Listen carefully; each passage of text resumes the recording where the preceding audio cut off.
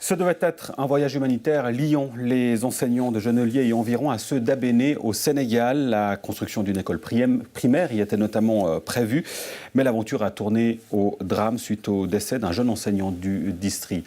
Andrea Braslupo, bonjour. Bonjour, maître. Vous avez accompagné le groupe d'enseignants de Genelier sur place au Sénégal pour réaliser une série de reportages sur NRTV. Il va de soi que ces images ne seront pas diffusées au vu des circonstances sur notre antenne. Andrea, une semaine après le drame, on l'imagine, pour toute l'équipe, c'est toujours le choc. Oui, l'émotion est toujours très vive pour le groupe et la famille en l'occurrence.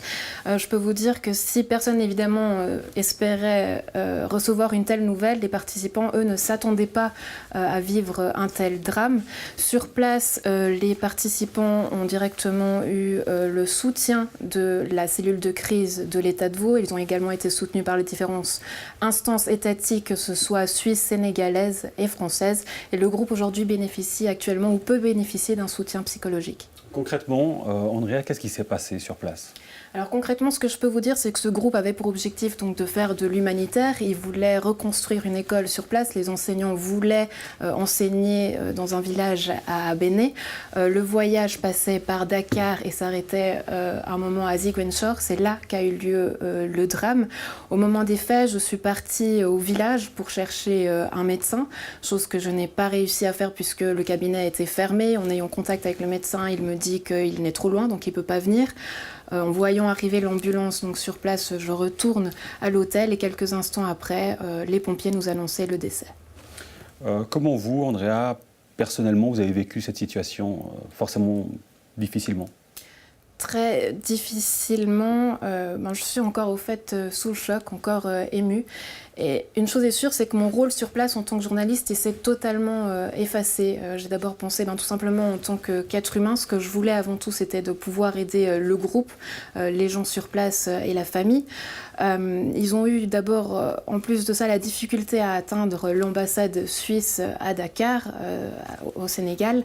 Et il fallait qu'ils puissent avoir contact avec le consul de l'ambassade suisse.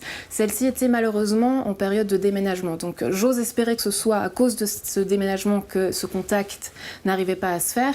Et je savais que le président du Parlement, M. Dominique de Buman, avait été sur place à Dakar quelques jours avant, justement pour l'inauguration de ce bâtiment. Et ayant son contact privé, je l'ai appelé. C'est comme ça qu'on a pu remonter la liste de contacts téléphoniques pour atteindre le consul.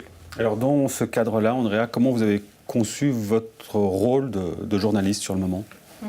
Le rôle de journaliste, au fait, il posait la question de la mort et comment aborder le tabou qui est aujourd'hui, au fait, un décès et tout simplement la mort. Et là, encore une fois, le rôle de journaliste que j'avais, il s'est effacé tout simplement parce que j'étais une participante, parce que je faisais partie de ce voyage et qu'au moment des faits, lorsqu'on a dû ou voulu plutôt continuer le voyage, on nous a demandé de ne si possible, pas en parler aux élèves qui étaient donc venus de Suisse et déjà sur place pour certains à Abéné.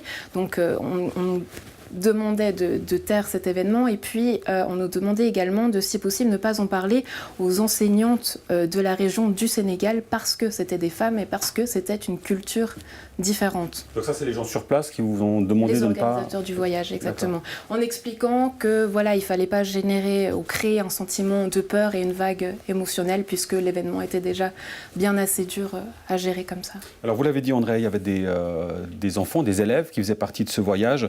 Dans un contexte général, sans forcément parler de voyage à l'étranger, on voit qu'il y a beaucoup de questionnements sur ces voyages scolaires, la question de la responsabilité, de la lourdeur de la responsabilité des enseignants.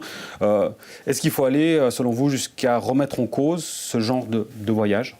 Absolument pas. Moi, je suis convaincue que ce genre de voyage, il fait partie d'une éducation, d'une bonne éducation et que seulement comme ça, on peut s'ouvrir à l'autre, s'ouvrir au monde et se connaître soi-même tout d'abord.